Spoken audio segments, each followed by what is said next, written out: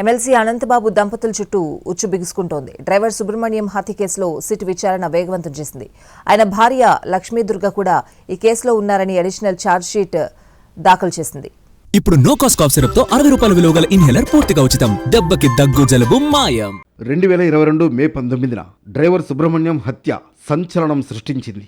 MLC Anantha Babu Subrahmanyam మృతదేహాన్ని కారులో ఇంటికి తీసుకొచ్చి అప్పగించడం అప్పట్లో కలకలం రేపింది. ఆ కేసులో అనంతబాబు రాజమండ్రి సెంట్రల్ జైల్లో కొద్ది రోజులు ఉండి బెయిల్పై బయటకొచ్చారు. ఎమ్మెల్సీ అనంతబాబు ఉద్దేశపూర్వకంగా హత్య చేయలేదని, చిన్న ఘర్షణలో ఈ ఘటన జరిగిందని గతంలో ఉన్న ఎస్పీ రవీంద్రనాథ్ బాబు క్లారిటీ ఇచ్చారు. దీనిపై అనంతబాబు కుటుంబ సభ్యులను మళ్లీ విచారణ చేయాలని కూటమి ప్రభుత్వం వచ్చిన తర్వాత కోరారు.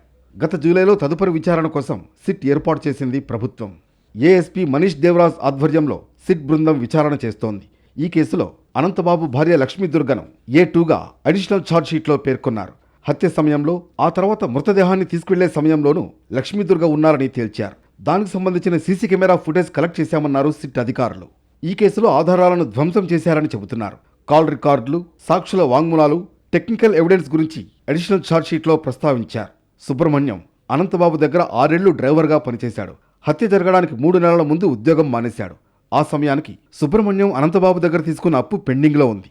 దానికి సంబంధించిన విభేదాలు కూడా ఉన్నట్లు తెలుస్తోంది. దీని ఆధారంగా కేసును ఓ కొలిక్కి తీసుకొచ్చే ప్రయత్నం చేస్తున్నారు సిట్ అధికారులు. ఈ కేసుకు సంబంధించి గతంలో సిట్ బృందం అనంతబాబు డ్రైవర్ అనుచరులను విచారించింది. వారి దగ్గర నుంచి కూడా సమాచారం సేకరించింది. హత్య జరిగిన సమయంలో తాను ఇంట్లో లేనని, హాస్పిటల్ పని మీద బయటకు వెళ్లానని లక్ష్మీదుర్గ గతంలో వాంగ్మూలం ఇచ్చారు.